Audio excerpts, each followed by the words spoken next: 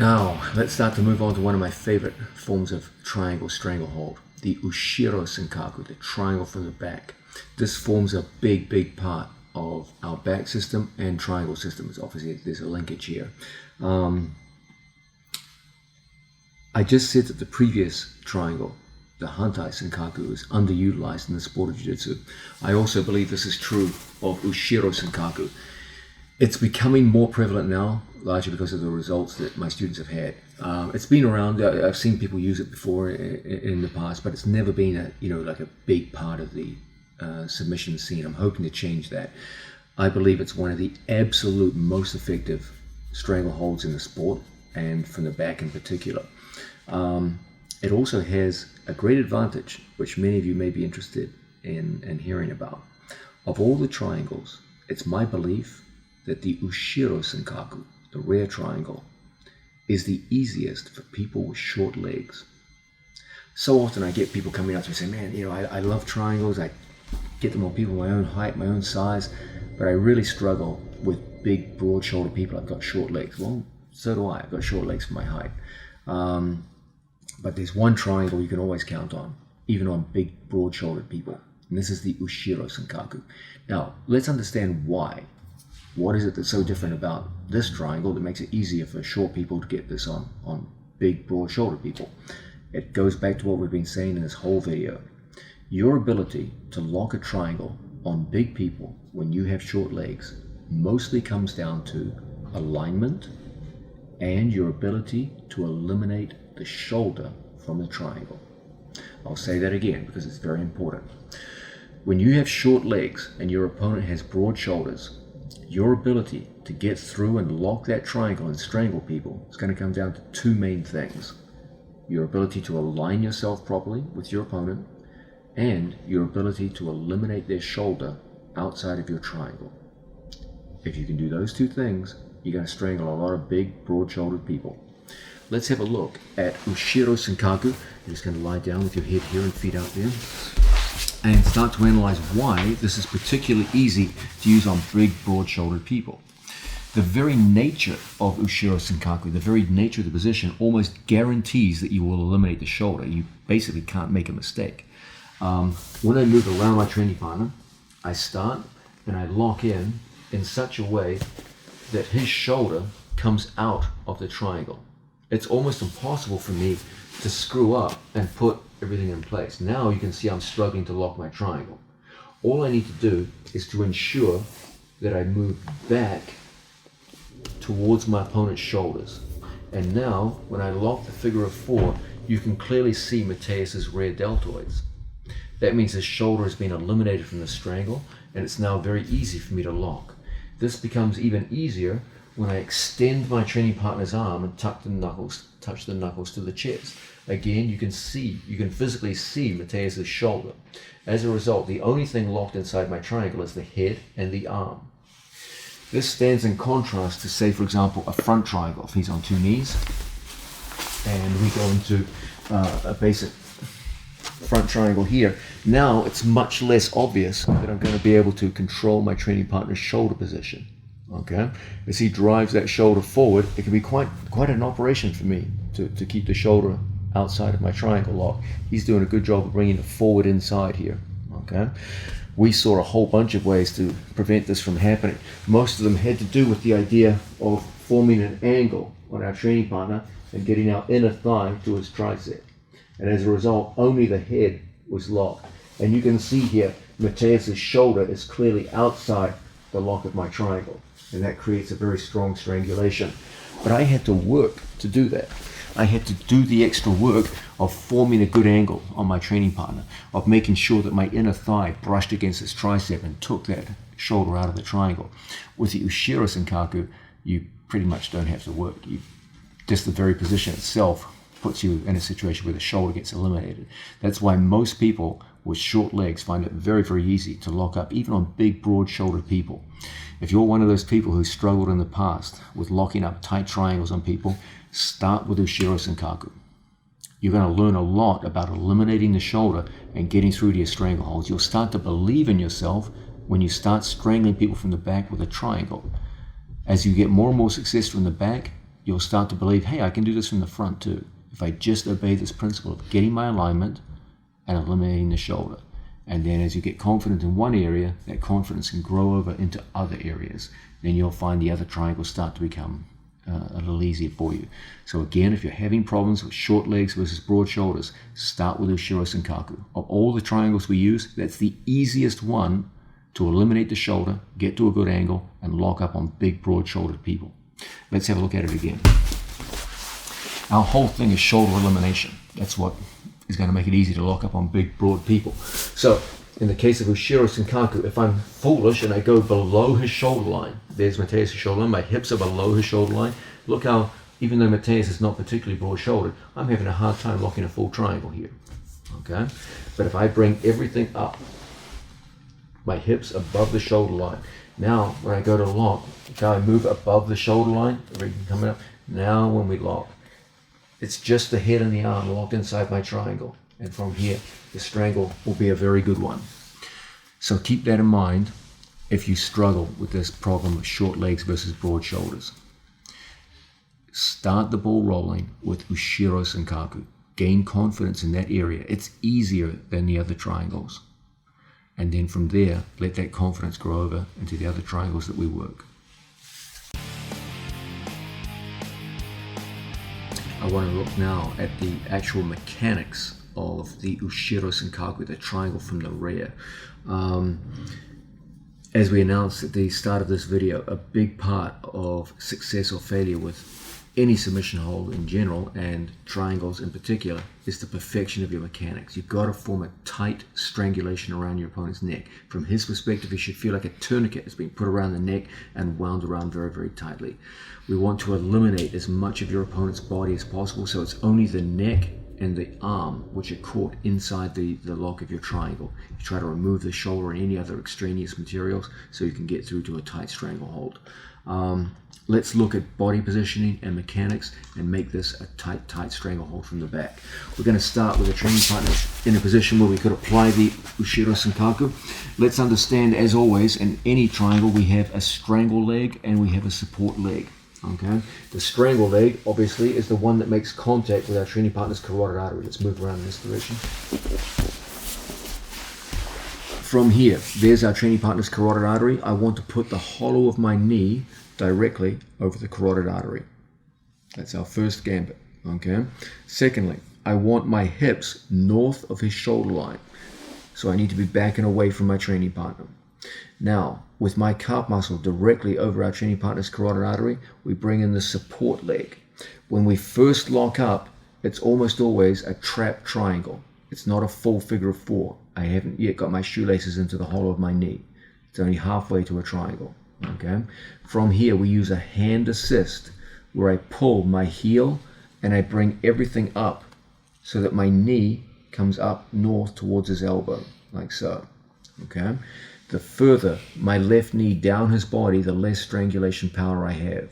So I want to bring everything up towards the armpit, and I want to put my foot and wedge it behind my training partner's back. I want to ensure that I work with an extended arm. If my opponent's hands are locked and his elbow is forward, he can push against my knee and reduce the pressure of my strangulation. So I always want to take this elbow over his head and lock it in place. That means we work against an exposed neck. Okay. The key to the strangulation pressure is to bring my support knee towards my strangle knee. So we turn everything down like so. I don't want my knee flared open. I want it pressing inwards. And then from here, I bring my foot and retract it against my calf muscle. And as a result, I can bring my legs squeezing together, my left knee towards my right, and the strangle comes on immediately. Once again, the key elements in this situation. Once we start off, look how the first placement is my two lower legs pointing in the same direction, just like we did for the front triangle. Once we get here, look how I set my strangle leg against the carotid artery. I lock a trap triangle, I hand adjust and pull everything north so that my knees come up high towards my own chest. That has the effect of lifting the chin and exposing the neck to the strangle. I set my shoelaces against his lat muscles behind him. Now from here, I bring my left knee towards my right knee, and we get an enormously tight strangulation. One more time, perfect mechanics for this stranglehold. I like to start by taking his knuckles to my chest. As always, we want our legs unified. That means my two lower legs point in the same direction. If my legs are pointing in opposite directions, there's no control of my opponent. He can start moving any which way he wants. So always the lower legs point in the same directions. I lift one so that I can set my strangle leg against his carotid artery. I lock a trap triangle. From the trap triangle, we use a hand assist and we bring everything up, so that when we lock the figure of 4, my foot goes directly behind his lat muscle and secures it very, very tightly indeed. Now we secure the wrist in close. My support knee moves towards the strangle knee, and we flex the hamstring muscles for a very, very tight strangulation. This is perfect mechanics for Ushiro Senkaku, the triangle from the rear.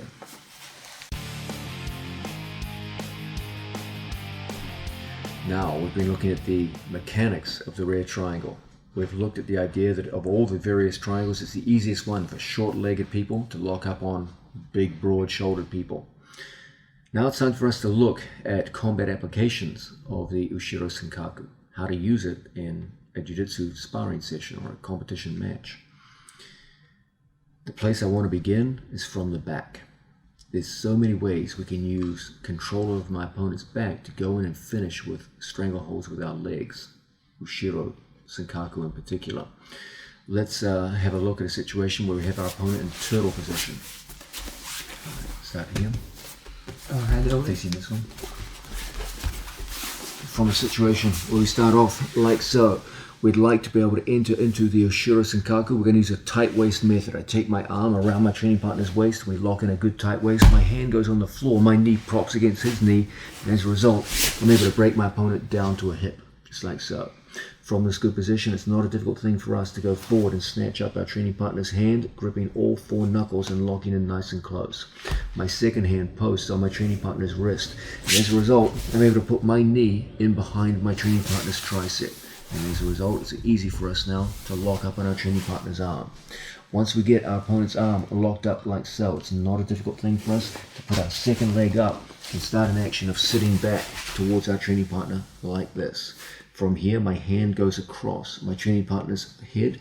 We lift our training partner's hand and we feed the wrist in and lock everything close to our own chest like so.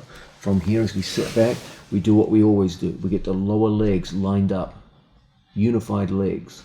From here, we lock a trap triangle. From the trap triangle, we use a hand assist to bring everything north and lock up the full figure of 4. Then we come back, arm over the wrist like so, and we go in and strangle for the finish. Once again, we'll start slightly different angle. From a turtle situation, we start off, knee up, tight waist in place, just like so. My hand goes to the floor, my knee wedges against his knee, and I move out to the side and I pull him right to the point where he's starting to lose his balance. Right at that point, I take my knee out. So he falls to a hip, but I'm still over him like so. I bring my head over his head and I snatch his hand like so. From here, my second hand goes over the top and pins his wrist. That becomes a base of support for me to pop up and place my knee in behind his elbow. I go around the corner and my foot kicks in like so. I place my second leg up and we sit down to the floor. We're in the perfect position now to bring our forearm over, lift his hand and go wrist to wrist. The veins of my wrist on the veins of his wrist. And as a result, 2 hands draw his arm back, and we turn our body out to the side. My 2 legs unified, lower legs pointing in the same direction, trap triangle, adjustment to the figure of 4. And as a result, a very tight stranglehold. From another angle, we start off, turtle position, tight waist, everything in close, my knees in, we break him down to the mat. I secure one hand then the other. From here, my knee penetrates behind his tricep, my leg goes around the corner, and we hook up on our training partner's arm. Now we're in the perfect position to sit back. I bring my arm over the head, wrist to wrist, we sit down, unified legs, then from here, trap triangle, hand adjust to figure 4. We lock up and strangle for the finish. This is an excellent and very practical example of attacking turtle position with Ushiro Senkaku. Now let's look at another very practical way that we can use Ushiro Senkaku, the rear triangle, when we're attacking back. Again, we have a training partner in turtle position. Again, we start off with our tight waist in place like so. Just like before, we're going to knock our training partner down. In the previous move, I went in and secured my training partner's hands. Okay, this time a slightly different method of attack. We go in, we secure our training partner's hand, we post, we bring our knee around the corner and sweep into our training partner's leg like so.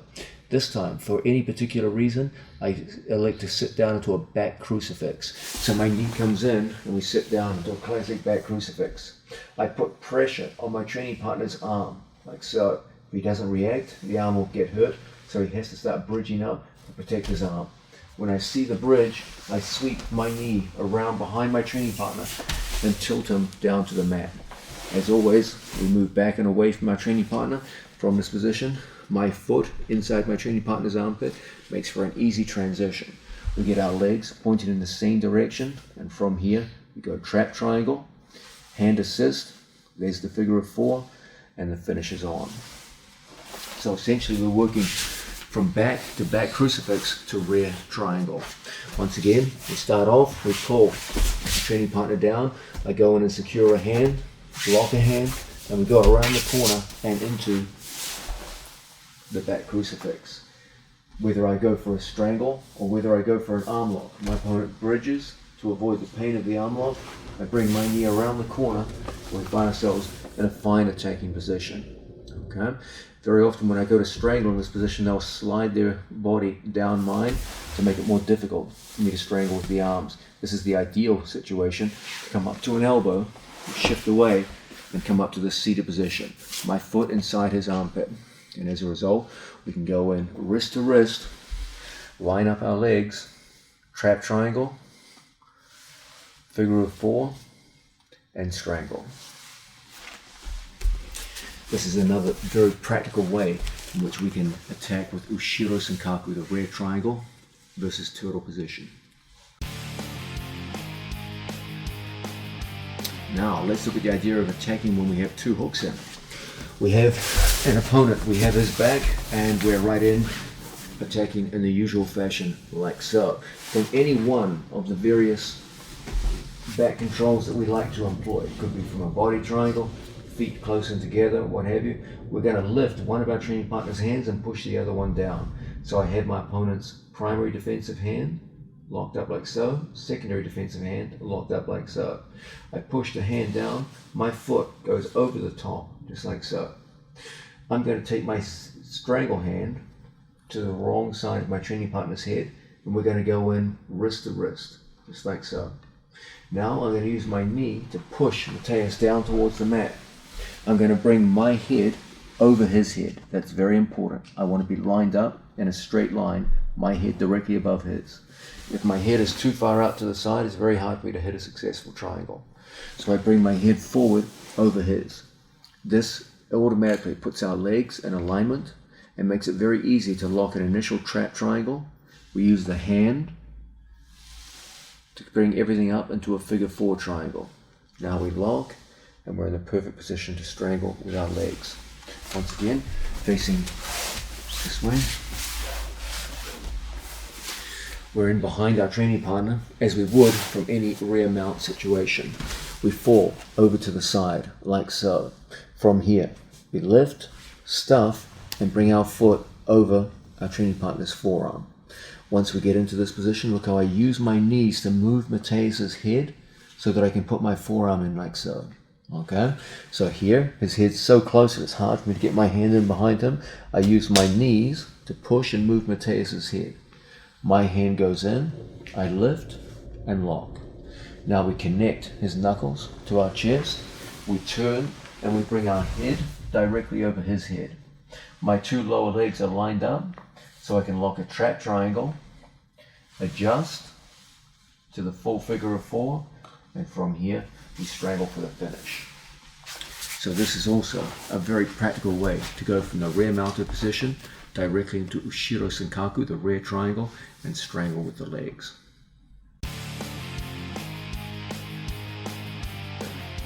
We're looking at the rear triangle, Ushiro Senkaku, one of the absolute most effective ways we can use our legs.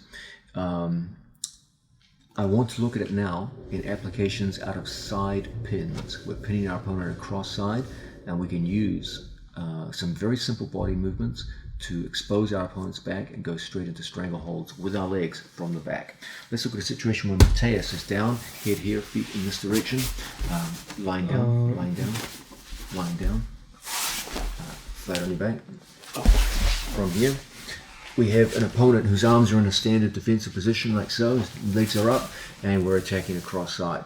From here, we're going to take our hand and post it right down here by his hip as a block of the hip. We're going to take our second hand and bring our arm over our training partner like so. From this position, we're going to start an action of moving around our training partner's body and going into a north-south position like this. Now, from here, no matter how tightly he brings his arms in, there's always an ability on our part to bring our wrist underneath his elbow to some degree. Okay, there's always some degree. Now, from here, I take my thumb back underneath. Okay, so he puts an arm in tight. I can't just lift his arm, so what I do is I bring my hand through underneath, and as a result, I'm able to drive up and get my hand inside his forearm. So you see there's some machinations going on here with arm positions. His arms are in good defensive position. I can't just fight my hand in. There has to be some kind of finagling here. So I bring my wrist up as high as possible and I bring my hand back.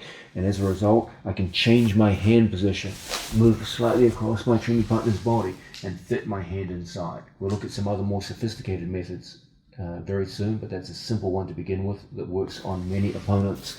So once again, we get to a north-south situation. We work across out, we go out to north-south. I bring my hand up, I saw my hand in, and then re-punch it, and I'm over my training partner's forearm. Once we get over the forearm, we start an action of turning and driving on our training partner. So I can bring my hand underneath his neck and get a hold of our training partner's arm with a figure of 4, just like so. So I have the wrist and my own wrist. Now from here, I put my knee down right underneath his shoulder, and I sit down into this position. He's probably going to have his hands locked at this point in a defensive framework. His knees will probably be up by his chest, like so. Now, we're going to use our foot to clear his legs out of the way and get our first foot across his body at the stomach. That foot hooks actively into my training partner's legs, and that facilitates my ability to take my second foot out. This creates a situation where both of my legs are unweighted, and as a result, they move quite freely. Now, even if my opponent locks, probably like so would be more realistic, we're locked up like so, all I'm going to do is just put my heels inside his forearms. Hold on tight. No matter how tightly he holds on, it's my legs versus his hands. So we just push and we put our ankle inside his armpit, just like so. Okay. Now I lean forward, I bring my hand across the other side, and I go in wrist to wrist. I bring my training partner's knuckles up to my chest, and as always, we line up our legs, 2 unified legs, trap triangle, hand assist to a figure of 4, and then we go back into the stranglehold. So, lying down, we start off across our training partner's side. He's got his arms in a fairly standard defensive position. From here, we block the hip, we block the head, we move around the body. I bring my hand in and saw it inside until we get over the forearm like so. Now, I continue to move around my training partner, and I put my arm in behind my training partner's head, just like so. Now, I go through, I grab his wrist, then my own wrist. I bring my knee behind him as a blocker. I bring my second leg up, and we're in a seated position, just like this. Now from here, I use my foot to clear his legs out of the way and put my first hook in, just like so. I use that to bring my second leg out and create 2 unweighted legs that move very easily onto the forearm so we can push and put our foot into the armpit. Now I lean forward and I bring my arm to the same side, 2 arms on one side of his head. That enables us to lock up wrist to wrist, like so. We connect his knuckles to our chest and fall down to the side and kink our legs so they end up locked right here. Now we lock a trap triangle, we go forward and hand assist everything up to a full figure of 4. When we come back into the stranglehold now, even if my opponent resists by pushing on the knee as hard as he can, it means very little. The strangle goes right through. If my opponent proves to be so strong with the push that we're struggling to finish, there's nothing wrong with reaching through with the second hand and bringing both arms overhead and then strangling for the finish. This is a very effective way of working our way from a side position into Ushiro Senkaku. Now let's look at a slightly more sophisticated way of getting into the rear triangle from the side position. In the previous move we had an opponent whose arms were in a decent defensive position, but we were able to get underneath the arm and go to work and secure the rear triangle. Now let's look at a situation where the opponent's maybe at a slightly higher level and his arms are just locked in very resolutely and we're having a very hard time digging underneath his elbows. Okay, so we have Mateus just lying down here. When he really locks in with those arms, even when I come up to north-south, it's not always easy to get underneath his forearms and make an effective lift. Okay, so a trick which I will often employ is from a side pin, I will use an underclasp, a supinated grip, to start going in underneath my training partner's wrist and punching my hand in and securing a wrist right from the start like so. Okay, so as my opponent starts off in here, we're going to take our hand and punch the hand through and secure the wrist just like so. As a result, when my opponent goes to yank his arm away from me, it's stuck, it's gone. Okay, so instead of starting my penetration at the elbow, I start at the wrist like so. Once again, we start off here. Instead of me moving around and trying to get underneath my opponent's elbow joint first, I first go in and I penetrate at the wrist first. Then I go over the top and lock everything in place. When Mateus goes to yank his arm out, it's well locked, it's very secure. And as a result, it's not a difficult thing for us to use that grip to secure what we really wanted. That back of the hand over the forearm and a lock on my training partner's arm. Now from here, as before, we move around on our training partner. This time I'm going to put some additional pressure on my training partner.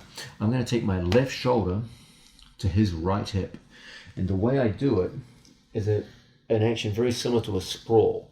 I take my 2 knees off the mat, my legs separate, and I turn my shoulder down. So when Mateus goes to pull his arm free, it's a very difficult thing. Now, I use a hand on the floor, I go foot to foot. Then I go foot away from foot, and I block the head. Now I take my hand and I drive towards his opposite shoulder. So it feels like a very strong pressure on the man on bottom. Then I reach for my training partner's wrist, I grab my own wrist, and just like before, we sit down into the lock.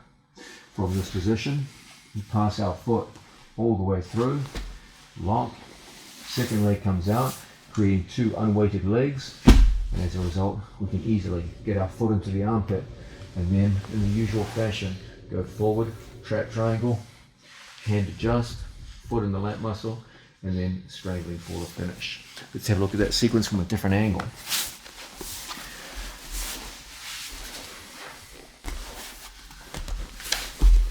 Once again, we have an opponent in a strong defensive situation. It's hard for us just to get directly underneath the elbow, so we're going to use a different method where I take my hand and I dig through and lock. Obviously, when you're in live training, you'll do this with your chest and close to your opponent. Okay, so he can't just get up on you. Now, my hands dig in and hold. When he goes to rip his arm away, it's so difficult. Now, I move around the corner and I use the lift, make a strong arm test. I use the lift of my right hand to feed the left hand in. Once we get that grip, let's bring our legs back this way. We're in the perfect position now to put weight on our training partner. The way I put weight in is I put my shoulder over his elbow and I go into a sprawl action. So, I'm sorry, Mateus, there's a lot of pressure here on him as I drive my shoulder across like so. I use my base of support, I go foot to foot, I turn the corner, and now I drive towards this shoulder. When he tries to pull his arm out, it's very, very difficult and very easy for us now to secure the arm in nice and close. Now, we use our foot to clear his legs out of the way. Once we've done that, we take our second foot out. Now I need to get my right foot into his armpit. So I push, and now we've created the one in, one out situation. I have one arm outside the legs and one arm inside my legs. Remember, every triangle comes down to this simple formula. Can you create a situation where one of your opponent's arms is trapped outside your legs and one of his arms is trapped inside your legs? Every triangle, without exception, comes down to that simple rule. Here we've created one in, one out with my foot inside the armpit. If my foot was outside the armpit, there would be no triangle. There's no one in, one out. So we have to create situations where, lock tight, we get our foot inside the armpit. Now you've got one in, one out. As a result, we can quickly go through and lock. From here, as always, every triangle is the story of a trap triangle, then adjustment. There's my trap. I don't have a full triangle locked yet. There's no figure of four. Now I use my hand to adjust from trap triangle. Everything comes up, my knees up to my chest, and now when I lock, it's a full figure of four. Now you got a strangulation. It's no longer just a case of you're holding your opponent's head and arm, you're strangling them. We lock everything up, and then when the legs tighten, we get a pure strangulation for the finish. So there we have a slightly more sophisticated method of going into Ushiro Senkaku, the rear triangle. We saw how the key conceptual details of every triangle, the transition from trap triangle to figure four triangle, the idea of the one in, one out situation apply in all triangles, including Ushiro Senkaku. Now, let's look at the rear triangle from the mounted position. That sounds odd because the mounted position, we're facing our opponent. So how do we get behind him and apply a triangle? No problem. From a situation where we're mounted on our training partner, head here, feet this way, we've achieved the mounted position, and my opponent's in a fairly standard defensive stance like so. We're going to start always by taking our hands inside our training partner's hands. Okay, so when I want to go into the move we're about to look at, we always start with inside position. Okay, I bring one hand through and I start walking out. I don't care where his hands go after this. I bring one hand through and start walking out. This gives us an ability to go through and secure our training partner at the head. Now my hand goes underneath and I grip the lat muscle on the opposite side. I take my hand and I go underneath my training partner's arm, working my elbow up towards his elbow. Of course, he's interested in the idea of clamping over my arm, bridging, and taking me over. That would be good for him.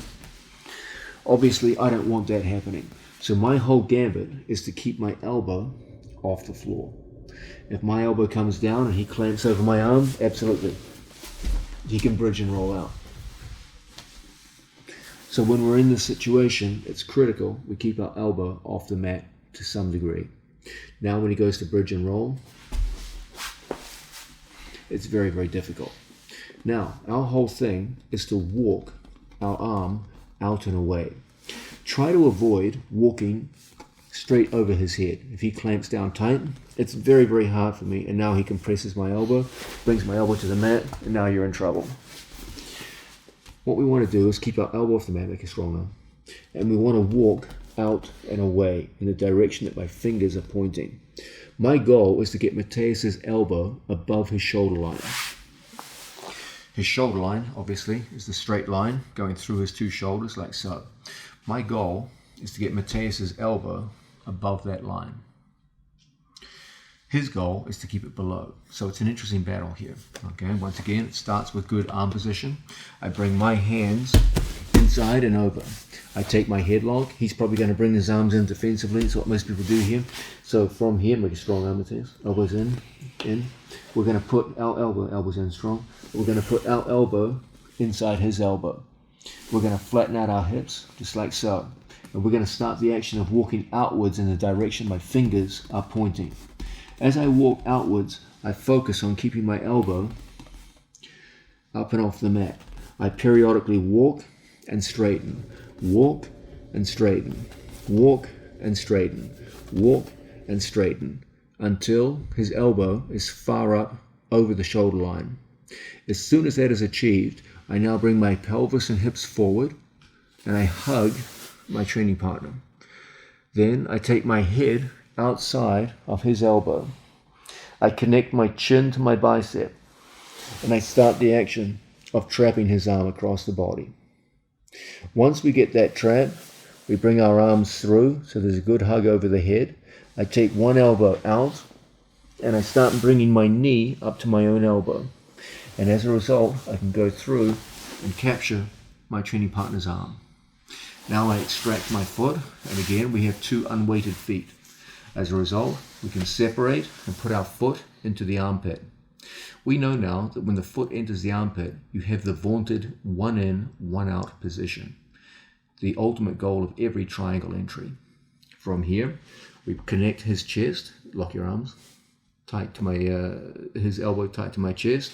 I bring my hands wrist to wrist, and we bring everything up and overhead.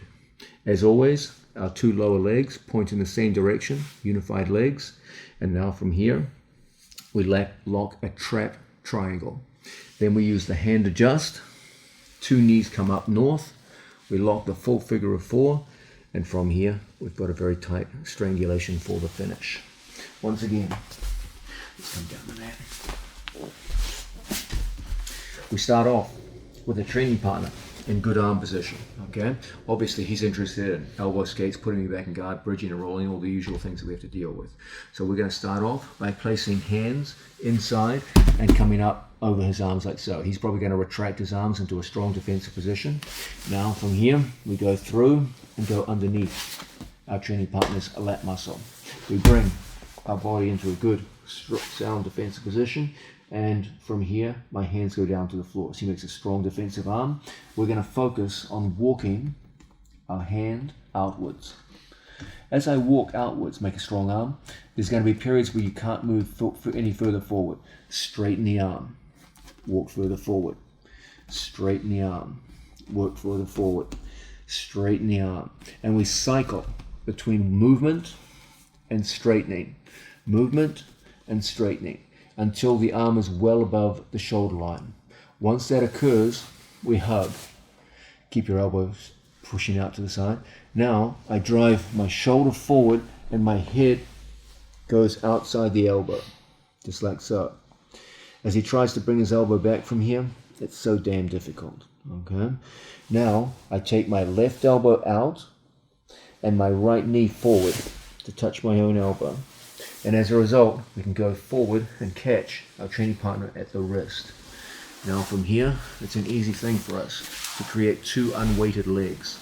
As always from here, our 2 feet go in, we separate, and we get the one in, one out position. Now, I bring my two arms across, we lock, tilt, unified legs, trap triangle, hand adjust, figure 4 triangle, and finish.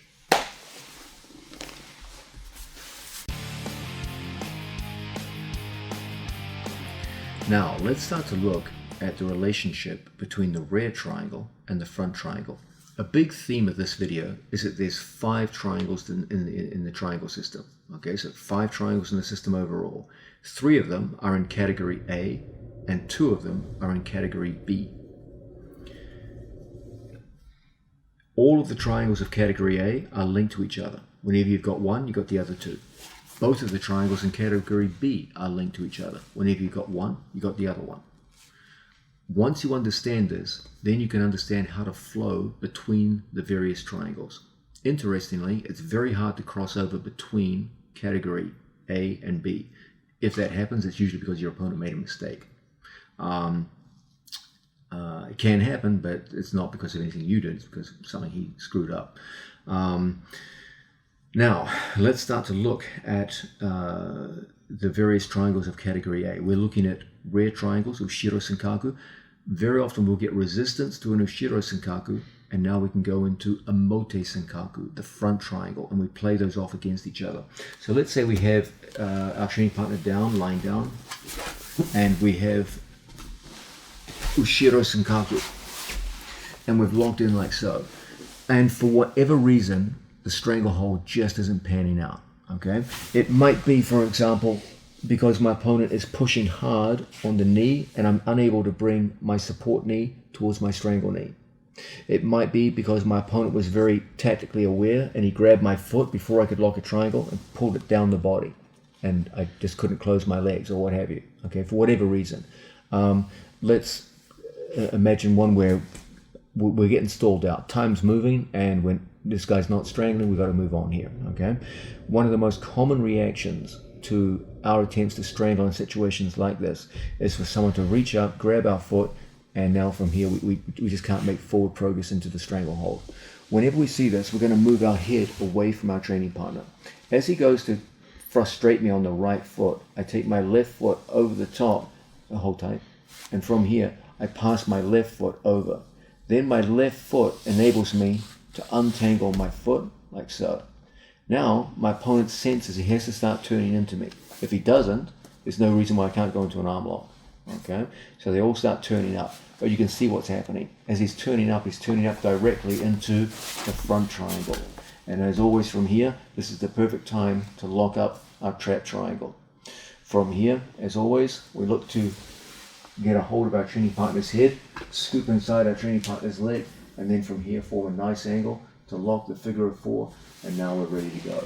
So you can see just by manipulating hands and legs, we can easily transition from one to the other. So we get frustrated right here. We'd love to hit the stranglehold, but he's doing a good job of preventing us from doing so. So I'm going to move my head away from my training partner.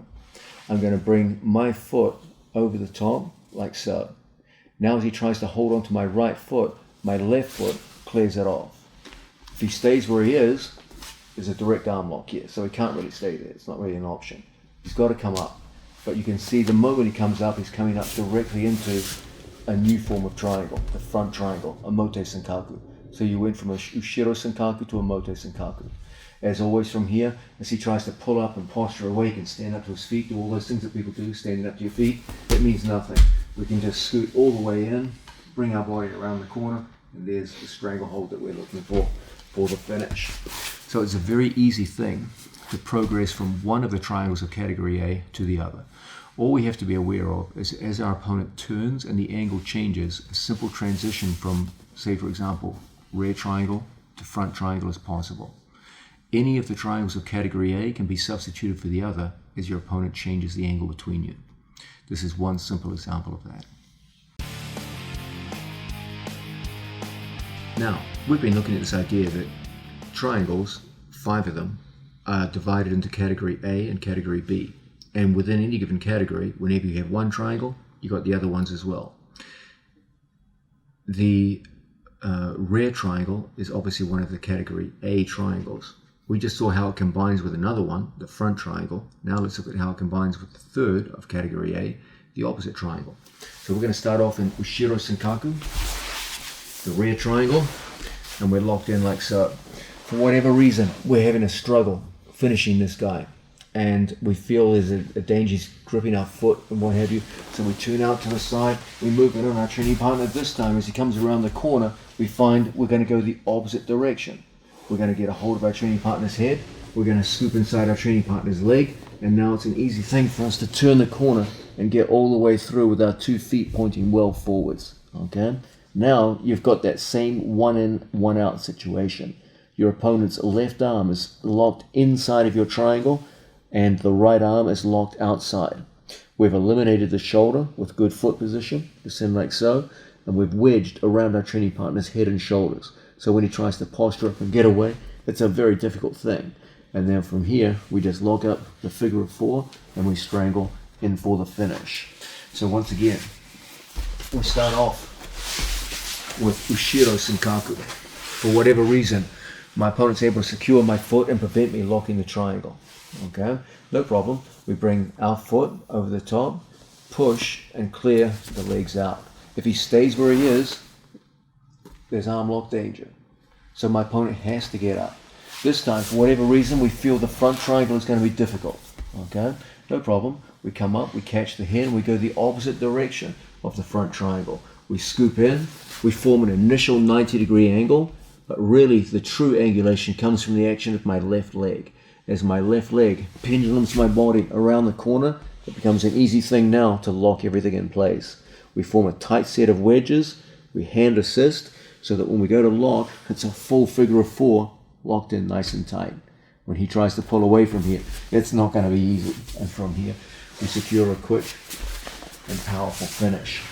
So this would be another example of a category A triangle, the rear triangle, being backed up by another member of the same category. As one fails, you just switch off right to another. This interplay between the various triangles is one of the key elements that's going to make you someone who can switch from one to the other and use triangles and combinations to follow your opponent's body movement and get through to the strangle. Okay, let's start to look now at the relationship between arm locking, in this case Juji Gatami, the cross arm lock, and Ushiro Senkaku. Now, you guys are all familiar with the idea of an arm lock position, just in like so. And I'm sure you're all familiar with people who, this may not be the most technical of escapes, but it happens. People will take a hand and start pushing your leg over the head, and then they'll lock their hands again, or they'll turn out. There's a bunch of things they can do here. And for whatever reason, you feel you're starting to lose control of the cross-face leg. Okay, whenever we have a Juji Gatami, I have a cross-face leg and I have a torso leg. Torso leg controls the torso, cross-face controls the head. So a good thing for him to do is to start taking away the cross-face leg. Now, if he takes away the cross-face leg and I try to apply an arm lock, his head comes over my leg, there's no arm lock now. Okay, so it's not the, there's probably better ways to escape from Juji, but it's out there, and it can definitely be effective. So whenever I feel my opponent has attacked the cross-face leg and has removed it over the top, what I'm going to do is I'm going to curl my foot around my training partner's head so that my knee is right at the crown of his head, like so. Okay, now it's in his best interest to go over my leg, like so, to stop me from moving around. Okay, when I see this happen, I'm going to take my foot just over my training partner's shoulder, and I'm going to bring my body around like I want it to look over his head. And as a result, we now get an opportunity to bring our legs in and lock a trap triangle on our training partner. Now I go through and I catch his wrist in the usual fashion. I use a hand assist and I bring everything up north so we can lock up Ushiro Senkaku. So just as my arm lock failed, we go into a successful stranglehold. When he goes to twist out, move out, etc., it's so difficult from here, and the strangle comes on immediately. Once again, let's move further down. From a situation where we had an arm lock and the integrity of your arm lock got compromised, he took away the cross-face leg. Okay, always in these situations I keep everything crowded over his head.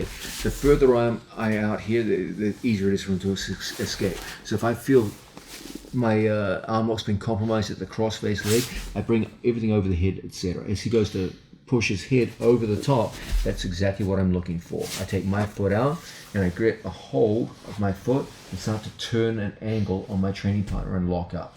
Now from here we collect our training partner's knuckles into the chest. He goes to move away from us now, and it's so difficult. From here, a simple application of pressure and the stranglehold is complete.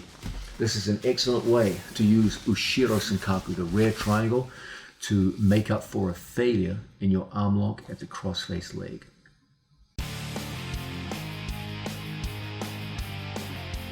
Now, we've been looking at the application of the rear triangle, Ushiro Senkaku, from a range of different positions. Let's look now at a situation where I'm passing my opponent's guard. He's in a seated guard. Anytime someone's in a seated guard, there's some degree of back exposure on the far side. Okay. Now, when we work from a situation like this, there's always going to be reaching on the part of both athletes. Okay. If he wants to attack me, at some point he's going to have to start reaching, and we're going to start going into grip exchanges. Okay. And that's exactly what I'm looking for. From any kind of situation where we start off like so, I'm going to post one foot inside my training partner's legs, and I'm going to put my right knee over my training partner's left hip. Okay, so we have inside position with our knee. Now, from here, I'm going to look to create situations where my armpit goes higher than his head. That's usually pretty easy because most of the time he's looking to come forward and go on the attack. Now, I can either secure my training partner's wrist, that's one way of doing it, or from a situation like so, I can simply bring my hand to the floor. They're both good options. But at some point, I've got to go through and secure my training partner's arm with my frame arm. And as a result, from here, it's a relatively simple thing for us to roll forward and over our training partner's body and apply a kimura grip to our training partner like so. Now, if my opponent's naive and just stays where he is, there's no reason why I can't come up and start attacking him. If my opponent tries to turn away from me, he can't because of the Kimura. So the only way he can turn is into us. When I see that, I take my knee inside and underneath his hip. I take my elbow and lift it so that when he tries to turn in, it's very, very difficult. Now I take my left foot and I throw it over my training partner's shoulder. And I use that to return him back down to the mat. As soon as he returns to the mat, we go through and we catch the knuckles. We apply our legs so that the lower legs are pointing in the same direction, and we lock the trap triangle.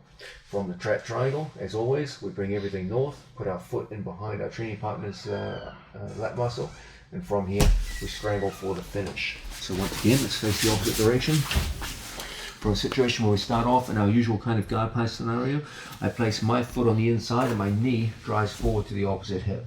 From here we go through and catch a Kimura and roll across our training partner's body.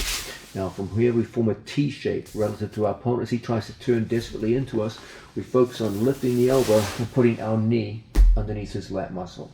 My foot comes through and hooks over my training partner like so. Now, as a result, we're in the perfect position to catch our opponent into a fine attacking position. As always, we've got our foot inside the armpit. That gives us the coveted one in, one out situation that we're always looking for. It's always the precursor to every triangle attack.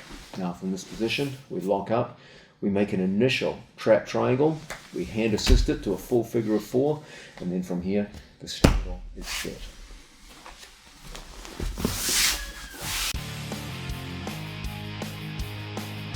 Okay, let's talk about a very specialized application of the Ushiro Senkaku, which I often coach to my athletes, and we make heavy use of this in both competition and in training. This pertains to the distinction between a turtle position and a referee's position. I'll just quickly point out what that is. In a turtle position, my knees and my elbows are on the mat. We're down like so. Okay, in a referee's position, we have our elbows off the mat and our body locked out like so. Okay, so the arms are exposed. This is a position often used in various styles of wrestling. The idea is it's a defensive position, it's a bottom position, your opponent is behind you. And from here, generally the intention is to go into some kind of escape, usually a standing escape, although there are others too. You can see that it's stylistically very different from a turtle position. A turtle position is designed to hide my arms and my neck so that everything is protected from submission holds. Here, the primary interest is on getting my head up. So as the head and chest rise, this is a position where we can start coming up into standing positions and getting away from opponents. Okay, so its intention is somewhat different from a turtle position. Very often as we go to attack arm bars in turtle position, there's going to be opportunities to make a switch to Ushiro Senkaku if my opponent should switch to extended arms with the elbows off the floor. So if we have a training partner in a turtle position facing this way, a very common form of attack in these situations would be variations of Juji Gatami, where we lock up on our training partner, and from here I bring my knee through and roll my training partner over into various forms of arm lock attack. This is a very common form of attack that we'll be looking at a lot when we look at the armbar system. But often there's a slight variation if we face the camera where you're in on a given arm lock attack. You have your foot sitting up across your training partner's hips and stomach, just like so. And from here, you're interested in the idea of attacking the arm lock. So we're in here working, but my opponent puts his far arm up like so, and as a result, it's going to be hard to roll him over now. It makes a strong resistant head, and it's hard now to go into the juji roll. In these situations, I counsel my athletes to insert the foot in here. And what do we get? We now get the one in, one out situation. One of his arms is inside my legs, and one of his arms is outside. And as a result, I can use my thigh to bring his head down and turn him over. And as a result, we quickly lock up the figure of four, and we go directly into Ushiro Senkaku, the stranglehold with the legs. So once again, we start off with a training partner in a turtle situation. Ordinarily from here we go in and we attack the various arm locks. So we put our foot across our training partner like so. And now we'd love to go into an arm lock, but he's extending his arm. He's threatening to stand up on me. So I bring my leg over and I hook my foot through and around. So now we have one in, one out situation. My knee pushes in towards his belly button, and as a result we easily turn him over. We switch our legs. From here we go trap triangle, adjust to the 4 figure of 4, and the stranglehold is locked. Let's face in the opposite direction. Can we back this way? Can we back this way? Facing this way. Now from here we go in on our training partner. There's our foot going across and we're attacking the back. I go across like so. My foot goes in and hooks. Now from here we turn and roll our training partner through. From this position everything's locked up and ready to go. We switch our legs, unified legs pointing in the same direction. We lock an initial trap triangle, we hand assist it, and now from here we're in the perfect finishing position, ready to go. This is an excellent way for us to play the game between arm lock situations and Ushiro Senkaku, the stranglehold from the back. Now, when we began this video, we portrayed a 4-step system which underlies much of what we do with the triangle system overall. There's 4 distinct steps. The first is to get some kind of working grip upon your opponent, which will enable you to form an effective connection. This sets up the next step, which is to attain the 1 in, 1 out position with my legs, to create a situation where one of my opponent's arms is trapped inside my legs and one of his arms is trapped outside. And we lock what we call a trap triangle.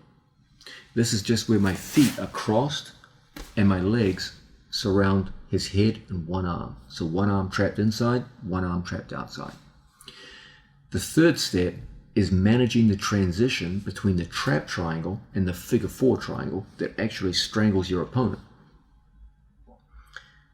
Now we have to introduce the 4th step. No matter how good you get at your triangles, there's always going to be that guy that avoids the strangulation. You know that I have a general preference for strangles over joint locks.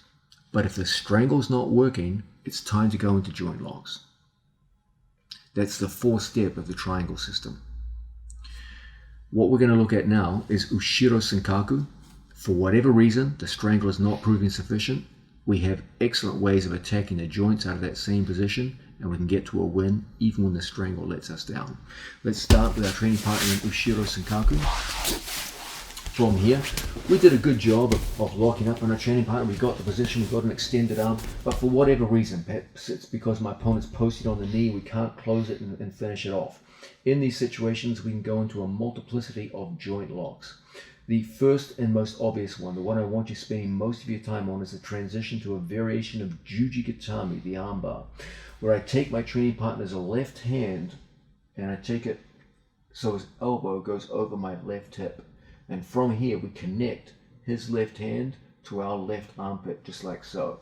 This forms a very, very good fulcrum, and his arm becomes a long lever where we can apply tremendous braking pressure. So that's going to be our first finish from here. We get a hold of the end of the lever. We always make sure we grip. Half of my hand is on his hand and half of my hand is on his wrist. Don't be down here. You're grabbing a short lever. Don't be all the way up here where the hand can slip out. We put our hand, half on his hand, half on his wrist. We double up on it and connect his pinky knuckle to our chest. And as a result, we can put on strong pressure. Now, if that shouldn't work for any particular reason, we take a V grip on our training partner and we hold the wrist and we go around the corner and put his arm in behind our lat muscle. We grab a hold of our own buttocks, and from here, we come up to an elbow and we apply tremendous braking pressure, an even stronger version of the arm locks. This is our second arm lock, just like so. The only way my opponent can really avoid this is to bend his arm, like so. When I see that, I bring my head forward over my training partner's head and I physically hold onto his elbow joint. Now from here, we put hand over hand on our training partner's elbow and we apply an American lock on our training partner, assisting with the lat muscle. The only other way he can go out of these failed arm locks is to bring his hands towards each other and start locking on like this.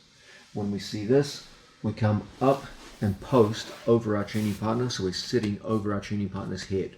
We apply the Kimura lock, and we take his hand outside of our thigh. And then from here, we apply tremendous braking pressure with the Kimura. This is a particularly tight version of Kimura because your opponent's head can't move. So it comes on very, very quickly. Let's be sure that when we use this form of Kimura, we connect his elbow to our chest, so we get very strong results. Okay. Now, we've just seen the idea of Juji Gatame, 2 variations. We've seen the American lock, we've seen the Kimura lock. Another one which we'll often use in this situation is for me to separate my training partner's hands. When I see him resisting the various locks by keeping his arms in close, we're going to take our wrist and chop into his wrist. And at the same time, we take his knuckles over the top and we apply a very strong form of wrist lock. So we take his elbow caught in here on my hip, and then we put an obstacle in front of his wrist, and we take his knuckles forward so that we lock everything up, and we bring our elbow over his elbow. I don't want you to be able to see his elbow. I lock over the top of it. I go over the knuckles, we bring everything in close, and we apply strong braking pressure. So once again, we hold the line of the knuckles. Okay, I go through. I don't lock the figure of 4. I just bend the wrist and I go elbow over elbow, my hands over his knuckles. We're not going through for a figure 4 lock. Okay, and then from here we bring everything around for a strong finish. So we've got a range of great joint lock attacks. Let's come closer to the camera and move to a different angle. So here we are, we've got Ushiro Senkaku locked in like so. Okay, from this position, if for whatever reason the stranglehold is not working, we go through, we get a grip, half on the hand, half on the wrist. We double up on it, we connect the pinky knuckle right there to our chest, and from here we have a very strong arm lock. If for whatever reason we need more power, we lock, we pass our hand through, and I put his wrist in behind the elbow and lat muscle, and I grab a hold of my own buttocks. I build up to a base, and from this position we get a very, very strong arm lock finish. The only way he can defend himself is to bend his arm, in which case I bring my head over the top, my hand grabs his bent elbow, and from here we apply a nasty American lock from this position. Okay. Another possibility is that my opponent will bring his hands close to each other, in which case we lock up Kimura. I can do this from my shoulder, or I can come up to a seated position and do it from the seated position like so. Another fine option in these situations is for me to separate my training partner's hands, cover the elbow, and apply a wrist lock pressure like so. Okay. These give you a multiplicity of joint locks out of the Ushiro Senkaku position, which are going to make it very, very easy for you to go through and break the joints if the stranglehold should fail. Always remember the essence of the 4-step system employed in all of the various triangles that we look at. First, employ some kind of working grip that gives you initial control over your opponent. Second, use that grip to create a 1-in, 1-out situation. Trap one of your opponent's arm inside the legs, lock the other on the outside. This enables us to lock what we call a trap triangle, with your opponent's head and arm trapped between your legs. The third step is to manage transition from the trap triangle to the figure 4 triangle that actually strangles somebody. And then the fourth step, if the strangle should prove insufficient, make the transition back to joint locks and use the joint locks to get the finish that the strangle couldn't. This is an excellent way to understand the Ushiro Senkaku. You see there's 5 beautiful joint locks anytime you have the original stranglehold. Between those 6 potential finishes, you're going to finish a lot of people in that position.